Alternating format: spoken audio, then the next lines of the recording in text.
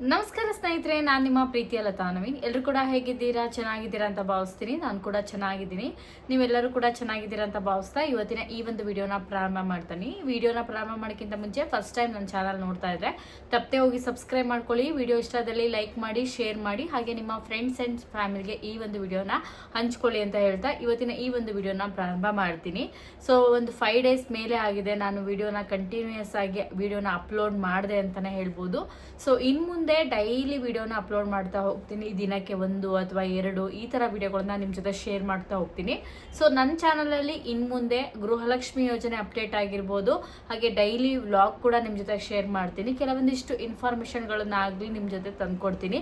ಹಾಗೆ ಮೀಶೋ ಕಲೆಕ್ಷನ್ ಆಗಿರ್ಬೋದು, ಅಥವಾ ಸ್ಯಾರಿ ಕಲೆಕ್ಷನ್ ಆಗಿರ್ಬೋದು, ವೆಯ್ಟ್ ಲಾಸ್ ಜರ್ನಿ ಆಗಿರ್ಬೋದು, ಹಾಗೆಯೇ ಗೋಲ್ಡ್ ಜ್ಯುವೆಲರಿ ಕಲೆಕ್ಷನ್ ಆಗಿರ್ಬೋದು, ಪ್ರತಿಯೊಂದು ಕೂಡ ನಿಮ್ಮ ಜೊತೆ ಶೇರ್ ಮಾಡ್ತಾ ಇವತ್ತಿನ ಈ ಒಂದು ವಿಡಿಯೋನ ಶೇರ್ ಮಾಡ್ತಾ ಹೋಗೋಣ. ಸೊ ಅದಕ್ಕೂ ಮುಂಚೆ ಸಬ್ಸ್ಕ್ರೈಬ್ ಆಗಿಲ್ಲ ಅಂದರೆ ನನ್ನ ಚಾನಲ್ನ ನೀವು ಸಬ್ಸ್ಕ್ರೈಬ್ ಆಗಿ, ಹಾಗೆ ನನ್ನ ಚಾನಲ್ಗೆ ಸಪೋರ್ಟ್ ಮಾಡಿ ಅಂತ ಹೇಳ್ತಾ ಇವತ್ತಿನ ಈ ಒಂದು ವಿಡಿಯೋನ ಸ್ಟಾರ್ಟ್ ಮಾಡ್ತಾ ಹೋಗ್ತೀನಿ. ಸ್ನೇಹಿತರೆ, ಮೊದಲನೇದಾಗಿ ತುಂಬ ಜನ ಕೇಳ್ತಾ ಇದ್ರಿ ನಂದು ಇನ್ನೊಂದು ವಿಡಿಯೋನ ಹಾಕ್ದಾಗ ಗೃಹಲಕ್ಷ್ಮಿ ಯೋಜನೆಯ 4,000 ಹಣ ಖಾತೆಗೆ ಜಮಾ ಆಗಿದೆ, ಕೆಲವರಿಗೆ 2,000 ಕ್ರೆಡಿಟ್ ಆಗಿದೆ, ಕೆಲವರಿಗೆ 4,000 ಹಣ ಕ್ರೆಡಿಟ್ ಆಗಿದೆ ಅಂತ ಹೇಳಿ ಒಂದು ವಿಡಿಯೋನ ಅಪ್ಲೋಡ್ ಮಾಡಿದೆ 5-6 ಡೇಸ್ ಬ್ಯಾಕು. ತುಂಬ ಜನ ಆ ಕಮೆಂಟ್ಗೆ ರೆಸ್ಪಾನ್ಸ್ ಮಾಡಿದ್ದೀರಾ ವಿಡಿಯೋಕ್ಕೆ. ನಮಗಿನ್ನೂ ಹಣ ಬಂದಿಲ್ಲ, ನಮ್ಗೆ ಯಾವಾಗ ಹಣ ಬರುತ್ತೆ, ನಮ್ಗೆ ಯಾವಾಗ ಹಣ ಸಿಗತ್ತೆ ಅಂತ ತುಂಬ ಜನ ಕಮೆಂಟ್ ಮಾಡಿದ್ದೀರಾ.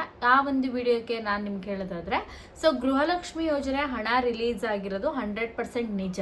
ಆ ಹಣ ರಿಲೀಸ್ ಆಗಿದೆ ಯಾರಿಗಂದ್ರೆ, ಈಗ ನಿಮ್ಗೆ ಗೊತ್ತಿದೆ ತುಂಬ ಜನಕ್ಕೆ 30ನೇ ಕಂತಿನ ಹಣ ಪೆಂಡಿಂಗ್ ಇತ್ತು. ಆ ಪೆಂಡಿಂಗ್ ಇರುವಂಥವರಿಗೆ ಮಾತ್ರ ಗೃಹಲಕ್ಷ್ಮಿ ಯೋಜನೆಯ 30ನೇ ಕಂತಿನ ಹಣ ರಿಲೀಸ್ ಆಗಿತ್ತು. ಎಲ್ಲರಿಗೂ ಅಲ್ಲ, ಕೆಲವರಿಗೆ ಮುಂಚಿತವಾಗಿ 30ನೇ ಕಂತಿನ ಹಣ ಜಮಾ ಸಿಕ್ಕಿದೆ, ಕೆಲವರಿಗೆ ಲೇಟಾಗಿ ಹಣ ಬಂದಿದೆ. ಯಾರಿಗೆಲ್ಲ ಈ ಲೇಟಾಗಿ ಹಣ ಬಂದಿದೆ ನೋಡಿ, ಅವರಿಗೆಲ್ಲರಿಗೂ ಕೂಡ ಗೃಹಲಕ್ಷ್ಮಿ ಯೋಜನೆಯ 30ನೇ ಕಂತಿನ ಹಣ ಜಮಾ ಆಗಿದೆ ಅಂತ ಹೇಳ್ತೀನಿ. ಸೊ ಎಲ್ಲರಿಗೂ ಕೂಡ ಬಂದಿರೋದಲ್ಲ, ಗೃಹಲಕ್ಷ್ಮಿ ಯೋಜನೆಯ 30ನೇ ಕಂತಿನ ಹಣ ಯಾರಿಗೆಲ್ಲ ಪೆಂಡಿಂಗ್ ಇತ್ತೋ ಅವರಿಗೆ ಮಾತ್ರ ಈ ಗೃಹಲಕ್ಷ್ಮಿ ಯೋಜನೆಯ ಪೆಂಡಿಂಗ್ ಇರುವಂಥ ಹಣ ಜಮಾ ಆಗಿರೋದು. ಸೊ ತುಂಬ ಜನಕ್ಕೆ ಅದೊಂದಿಷ್ಟು ಡೌಟ್ ಇತ್ತು, ಹಣ ಬರುತ್ತಾ ಬರಲ್ವಾ, ನಿಜವಾಗ್ಲೂ ಬಂದಿದೆಯಾ ಅಥವಾ ಅಂತ ಹೇಳಿ. ಹೌದು, ಆ ಹಣ ಬಂದಿರೋದು ಯಾರಿಗೆಲ್ಲ ಪೆಂಡಿಂಗ್ ಇತ್ತು ಅವ್ರಿಗೆ ಮಾತ್ರ ಬಂದಿರೋದು ಸ್ನೇಹಿತರೆ. ಸೊ ಇದಿಷ್ಟು ನಿಮಗೆ ಒಂದು ಕ್ಲಾರಿಟಿ ಸಿಕ್ಕಿದೆ ಅಂದ್ಕೊಳ್ತೀನಿ. ಹಾಗಾದರೆ ಗೃಹಲಕ್ಷ್ಮಿ ಯೋಜನೆ ಹಣ ನಮಗೆ ಜಮಾ ಆಗಲ್ವಾ ಅಂತ ತುಂಬ ಜನ ಕೇಳ್ತಾ ಇದ್ರೆ, ಗೃಹಲಕ್ಷ್ಮಿ ಯೋಜನೆ ಹಣ 100% ಆಗಿ ಜಮಾ ಆಗುತ್ತೆ. ಸೊ ಯಾವಾಗ ಜಮಾ ಆಗತ್ತೆ ಅನ್ನೋದ್ರ ಬಗ್ಗೆ ಡೆಫಿನೆಟ್ಲಿ ಆಗಿ ಇನ್ನೂ ಕೂಡ ಒಂದು ಕ್ಲಾರಿಟಿ ಸಿಕ್ಕಿಲ್ಲ. ನೀವು ನೋಡ್ಬೋದು, ಮುಖ್ಯಮಂತ್ರಿಗಳಾಗಿರುವಂತಹ DK ಶಿವಕುಮಾರ್ ಸರ್ ಯಾವಾಗ ಬಂದ್ರು ಅವಾಗಿಂದ ಇನ್ನು ಯಾರಿಗೂ ಕೂಡ ಜಮಾ ಆಗಿಲ್ಲ. ಸೊ ತುಂಬಾ ಜನ ಹೇಳ್ತಾ ಇದ್ದಾರೆ, ಇದು ನಿಮ್ಗೆ ಗೊತ್ತಿದೆ ಎಲ್ಲರಿಗೂ ಕೂಡ, ವೋಟರ್ ಐ ಡಿ ಅಂತ ಹೇಳ್ಬಿಟ್ಟು ಎಲ್ಲಾ ಕಡೆಯಲ್ಲೂ ಸೊ ಒಂದು ವೆರಿಫಿಕೇಶನ್ ನಡೀತಾ ಇದೆ. ಈ ವೆರಿಫಿಕೇಶನ್ ಮುಗ್ದ ಮೇಲೆ ಜಮಾ ಆಗತ್ತೆ ಅಂತ. ಇನ್ ಕೆಲವರಿಗೆ ಗೃಹಲಕ್ಷ್ಮಿ ಯೋಜನೆ ಹಣ ತುಂಬಾ ಜನರಿಗೆ ಕ್ಯಾನ್ಸಲ್ ಆಗೋದಂತೂ ಹೌದು. ಲಕ್ಷಾಂತರ ಜನ ಮಹಿಳೆಯರಿಗೆ ಗೃಹಲಕ್ಷ್ಮಿ ಯೋಜನೆ ಹಣ ಇನ್ನು ಮುಂದೆ ಸಿಗೋದಿಲ್ಲ, ಅದು ಕೂಡ ಹೌದು.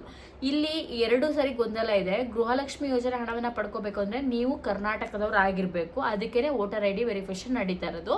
ಸೊ ಈ ವೋಟರ್ ಐ ಡಿ ವೆರಿಫಿಕೇಶನ್ ಏನಂದರೆ ಮುಂಬರುವ ಎಲೆಕ್ಷನ್ನಿಗೂ ಕೂಡ ಒಂದು ಕ್ಲಾರಿಟಿ ಸಿಕ್ಕಂಗಾಗತ್ತೆ, ಜೊತೆಗೆ ಗೃಹಲಕ್ಷ್ಮಿ ಯೋಜನೆಗೂ ಕೂಡ ಒಂದು ಕ್ಲಾರಿಟಿ ಸಿಕ್ಕಂಗಾಗತ್ತೆ. ಯಾಕೆ ಅಂದರೆ ನೀವಿಲ್ಲಿ ಕರ್ನಾಟಕದವರ ಅಥವಾ ಬೇರೆ ರಾಜ್ಯದಿಂದ ಬಂದು ಇಲ್ಲಿ ವಾಸವಾಗಿದ್ದೀರಾ ಅನ್ನೋದು ಒಂದು ಡಬಲ್ ಚೆಕ್ ಆದಂಗೆ ಆಗುತ್ತೆ. ಸೊ ಇನ್ನೊಂದು ಏನಂತ ಅಂದರೆ, ನೀವು ಕರ್ನಾಟಕದವರೇ, ನಿಮಗೆ ಗೃಹಲಕ್ಷ್ಮಿ ಯೋಜನೆ ಹಣ ಸಿಗತ್ತೆ ಅನ್ನೋದು ಒಂದು ಕ್ಲಾರಿಟಿ ಸಿಕ್ಕಂಗಾಗತ್ತೆ. ಅದಕ್ಕೆ 2 ಒಟ್ಟೊಟ್ಟಿಗೆ ನಡೀತಾ ಇರೋದ್ರಿಂದ ಸೊ ನಿಮಗೆ ಏನಾಗುತ್ತೆ, ಈ ವೋಟರ್ ಐ ಡಿ ವೆರಿಫಿಕೇಶನ್ ಯಾರಿಗೆಲ್ಲ ಆಗಿದೆ, ಸಕ್ಸಸ್ ಆಗಿದೆ, ಅದೇನು ತೊಂದರೆ ಆಗಲ್ಲ. ತುಂಬ ಜನ ಬೇರೆ ರಾಜ್ಯದಿಂದ ಬಂದು ಇಲ್ಲಿ ಗೃಹಲಕ್ಷ್ಮಿ ಯೋಜನೆಗೆ ಅರ್ಜಿಯನ್ನು ಹಾಕ್ಕೊಂಡು ಫೇಕ್ ರೇಷನ್ ಕಾರ್ಡ್ಗಳನ್ನು ಮಾಡಿಕೊಂಡು ಯಾರೆಲ್ಲ ಇರ್ತಾರೋ ಅವರಿಗೆಲ್ಲ ಡೆಫಿನೆಟ್ಲಿ ಆಗಿ ಗೃಹಲಕ್ಷ್ಮಿ ಯೋಜನೆ ಹಣ ಸಿಗೋದಿಲ್ಲ. ಇನ್ನು ಕೆಲವರು ಏನು ಮಾಡಿದ್ದಾರೆ ಅಂದರೆ, ಗೃಹಲಕ್ಷ್ಮಿ ಯೋಜನೆ ಹಣವನ್ನು ಪಡಿತಾ ಇದ್ದಂತಹ ಮನೇಲಿ ಯಾರು ಹಿರಿಯರು ಇರ್ತಾರೆ ಅವರು ತೀರು ಹೋಗಿದ್ದಾರೆ. ಸೊ ತೀರ್ ಹೋದ್ರೂ ಕೂಡ ಅವರ ಆ ಖಾತೆಗೆ ಹಣ ಜಮಾ ಆಗ್ತಾ ಇರುತ್ತೆ. ಅವ್ರ ಮಗನ ನಂಬರು ಅಥವಾ ಅವರ ಸೊಸೆ ನಂಬರು ಅಥವಾ ಅವ್ರ ಮಗಳ ನಂಬರ್ನೋ ಕೊಟ್ಟಿರ್ತಾರೆ. ಯಾವುದಕ್ಕೆ? ವೋಟರ್ ಐ ಡಿಗೆ. ಈ ವೋಟರ್ ಐ ಡಿಗೆ ಕೊಟ್ಟಾಗ ಸೊ ಇಲ್ಲಿ ಬ್ಯಾಂಕ್ ಖಾತೆಗೆ ಕೊಟ್ಟಿರ್ತಾರೆ. ಆ ಬ್ಯಾಂಕ್ ಖಾತೆಗೆ ಏನಾದರೆ ಜಮಾ ಆಗ್ತಾ ಇರುತ್ತೆ 2,000 ರೂಪಾಯಿ. ಸೊ ಅವ್ರು ಪಡ್ಕೊತಾ ಇರ್ತಾರೆ. ಬಟ್ ಈ ಒಂದು ಕ್ಲಾರಿಫಿಕೇಶನ್ ಕೂಡ ಸಿಗತ್ತೆ ಅಲ್ಲಿ, ಅಂಥವರಿಗೆ ಹಣ ಕೂಡ ಸಿಗೋದಿಲ್ಲ. ಹಾಗೆ ಯಾರೆಲ್ಲ ನಕಲಿ ರೇಷನ್ ಕಾರ್ಡ್ಗಳು, ನಕಲಿ ಆಧಾರ್ ಕಾರ್ಡ್ಗಳು, ನಕಲಿ ವೋಟರ್ ಐ ಡಿಗಳನ್ನ ಮಾಡ್ಕೊಂಡಿದ್ರೆ ಇಲ್ಲೂ ಕೂಡ ನಿಮಗೆ ಬರೋದಿಲ್ಲ. ತುಂಬ ಜನರ ಗೃಹಲಕ್ಷ್ಮಿ ಯೋಜನೆ ಹಣ ಕೂಡ ಕ್ಯಾನ್ಸಲ್ ಆಗುತ್ತೆ. ಅದ್ರ ಜೊತೆಗೆ ತುಂಬ ಜನರ ರೇಷನ್ ಕಾರ್ಡ್ ಕೂಡ ಹೋಗುತ್ತೆ, ತುಂಬ ಜನರ ವೋಟರ್ ಐ ಡಿ ಕೂಡ ಕ್ಯಾನ್ಸಲ್ ಆಗಿದೆ. ಹಾಗೆಯೇ ಗೃಹಲಕ್ಷ್ಮಿ ಯೋಜನೆ ಹಣ ಎಲ್ಲಿ ಸಿಗೋದು, ಯಾರೆಲ್ಲ IT ಫೈಲ್ ಮಾಡ್ತಾ ಇದ್ದೀರಿ, ಈಗ ನೀವು IT ಫೈಲ್ ಮಾಡ್ತಿದ್ದೀರಾ ಅಂದ್ಕೊಳ್ಳಿ, ಸೊ ನಿಮ್ಮ ಅಮ್ಮಂಗೆ ಬರುತ್ತೆ ಗೃಹಲಕ್ಷ್ಮಿ ಯೋಜನೆ ಹಣ ಅಂದರೆ ಡೆಫಿನೆಟ್ಲಿ ಆಗಿ ಬರುತ್ತೆ. ಯಾರಿಗೆಲ್ಲ ಬರಲ್ಲ ಅಂತ ಹೇಳೋದಾದ್ರೆ, ಸೊ ಇಲ್ಲಿ ನೀವು ನೋಡ್ತಾ ಇರ್ಬೋದು, ಈಗ ನಾನು ಒಂದು ಜಾಬಲ್ಲಿ ಇದ್ದೀನಿ ಅಂದ್ಕೊಳ್ಳಿ, ಈಗ ಗೌರ್ಮೆಂಟ್ ಎಂಪ್ಲಾಯ್ ಅಥವಾ ಯಾವುದೋ ಒಂದು ದೊಡ್ಡ ಕಂಪ್ನಿಗೆ ವರ್ಕ್ ಮಾಡೋಕ್ಕೆ ಹೋಗ್ತಾ ಇದ್ದೀನಿ. ನನ್ನ ಸ್ಯಾಲ್ರಿ ಬಂದುಬಿಟ್ಟು 1 ಲಕ್ಷನೋ 2 ಲಕ್ಷನೋ ಅಥವಾ 50,000ನೋ ಏನೋ ಒಂದು ಇರುತ್ತೆ. ಸೊ ನಾನಿಲ್ಲಿ IT ಫೈಲ್ ಮಾಡ್ತಾ ಇದ್ರೆ ಡೆಫಿನೆಟ್ಲಿ ಆಗಿ ನನಗೆ ಹಣ ಸಿಗೋದಿಲ್ಲ. ಇಲ್ಲಿ ನಮ್ಮಮ್ಮ IT ಫೈಲ್ ಮಾಡ್ತಾ ಇದ್ದಾರೆ, ನಮ್ಮಮ್ಮ ಅರ್ಜಿಯನ್ನು ಹಾಕಿದ್ದಾರೆ, ಸೊ ಅವ್ರಿಗೆ ಬರುತ್ತೆ ಅಂದರೆ ಅವ್ರಿಗೆ ಬರುತ್ತೆ, ಬಟ್ ನನಗೆ ಅದು ಸಿಗೋದಿಲ್ಲ. ಈ ಥರ ಗೃಹಲಕ್ಷ್ಮಿ ಯೋಜನೆ ಹಣ ಸಿಗೋದು ಪ್ರತಿ ಮನೆಯಲ್ಲಿ ಒಬ್ರಿಗೆ. ಆದರೆ ಏನು ಮಾಡಿದ್ದಾರೆ ಜನ, ಒಂದೊಂದು ಮನೇಲಿ 5 ಜನ 6 ಜನ ಜಾಯಿಂಟ್ ಫ್ಯಾಮಿಲಿಗಳಿರುತ್ತೆ. ಈ ಜಾಯಿಂಟ್ ಫ್ಯಾಮಿಲಿಗಳಲ್ಲಿ 4 ಜನ ಮಕ್ಕಳಿದ್ರೆ ಗಂಡು ಮಕ್ಕಳು 4 ಜನ ಡಿವೈಡೆಡ್ ರೇಷನ್ ಕಾರ್ಡ್ಗಳನ್ನ ಮಾಡಿಸ್ಕೊಂಡಿರ್ತಾರೆ. 4 ಜನ ಕೂಡ ಗೃಹಲಕ್ಷ್ಮಿ ಯೋಜನೆ ಹಣವನ್ನು ಪಡ್ಕೊತಾ ಇರ್ತಾರೆ. ಈ ಥರ ಆಗಿ ತುಂಬ ಸರ್ಕಾರಕ್ಕೆ ಲಾಸ್ ಆಗಿದೆ ಅಂತಲೂ ಹೇಳ್ಬೋದು. ಇನ್ನೊಂದು ವಿಚಾರ ನನಗೂ ಕೂಡ ಗೊತ್ತಾಗಿದ್ದು ಇತ್ತೀಚಿನ ದಿನಗಳಲ್ಲಿ.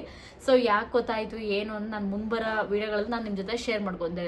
ಈ ಗೃಹಲಕ್ಷ್ಮಿ ಯೋಜನೆ ಹಣ ಒಂದು ಕಡೆ ಕೊಡ್ತಾ ಇದ್ರೆ, ಇನ್ನೊಂದು ಕಡೆ ಉಚಿತ ಬಸ್ ಪ್ರಯಾಣ ಹಣವನ್ನು ಇನ್ನೊಂದು ಕಡೆ ಫ್ರೀ ಮಾಡಿದರೆ, ಸೊ ಇವೆರಡೂ ಕೂಡ ಸರ್ಕಾರಕ್ಕೆ ಹೆಚ್ಚಿನ ಒತ್ತಡವನ್ನು ಕೊಟ್ಟಿದೆ. ಗೃಹಲಕ್ಷ್ಮಿ ಯೋಜನೆ ಹಣ ಬರ್ತಾ ಇರೋದು 100% ಒಳ್ಳೆಯದಕ್ಕೆ ಸಹಾಯ ಆಗಿದೆ, ನಾನು ಅದನ್ನು ಒಪ್ಕೊತೀನಿ.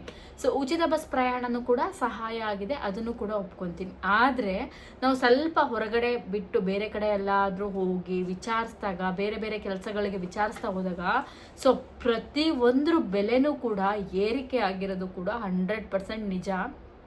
ಸೊ ನಾವು ಎಷ್ಟೋ ಪರ್ಸೆಂಟೇಜ್ಗಳೇ ಜಾಸ್ತಿ ಆಗಿರುತ್ತೆ, ಏನೇನೋ ಆಗಿದೆ. ಸೊ ನಾವು ಅಲ್ಲಿ ಹೋದಾಗ ನಾವು ಯಾಕೆ ಇಷ್ಟು ಪರ್ಸೆಂಟೇಜ್ ಜಾಸ್ತಿ ಆಗಿದೆ, ಯಾಕೆ ಇಷ್ಟು ರೇಟು ಅಂದರೆ ಅವ್ರು ಹೇಳ್ತಾರೆ, ಇಲ್ಲ ಮುಂಚೆ ಇಷ್ಟಿತ್ತು ಈಗ ಇಷ್ಟ ಆಗಿಬಿಟ್ಟಿದೆ ಅನ್ನೋದೊಂದು ಡೈರೆಕ್ಟಾಗಿ ಹೇಳ್ಬಿಡ್ತಾರೆ. ಸೊ ಅದು ಅಂತೂ ಕೂಡ ನಿಜ. ಯಾಕಂದರೆ ನಮಗೂ ಕೂಡ ಈ ಗೃಹಲಕ್ಷ್ಮಿ ಯೋಜನೆ ಬಂದಾಗ, ಸೊ ಇಲ್ಲಿನ ದುಡ್ಡಲ್ಲಿ ಹಾಕ್ತಾ ಇದ್ದಾರೆ ಅಂತ ನಾವು ಅಂದ್ಕೊಳಕ್ಕಾಗಲ್ಲ, ಬಟ್ ಅದು ಒಂದು ಇರ್ಬೋದು. ಬಟ್ ಗೃಹಲಕ್ಷ್ಮಿ ಯೋಜನೆಯಿಂದ ಪ್ರತಿಯೊಬ್ಬರಿಗೂ ಕೂಡ ಸಹಾಯ ಆಗಿರೋದು ಕೂಡ 100% ನಿಜ ಅಂತ ಹೇಳ್ತೀನಿ. ಇದಿಷ್ಟು ಬಹಳ ಮುಖ್ಯವಾದ ಅಪ್ಡೇಟು. ಈ ಅಪ್ಡೇಟ್ ನಿಮ್ಗೆ ಇಷ್ಟ ಆಗಿದೆ ಅನ್ಕೊತೀನಿ.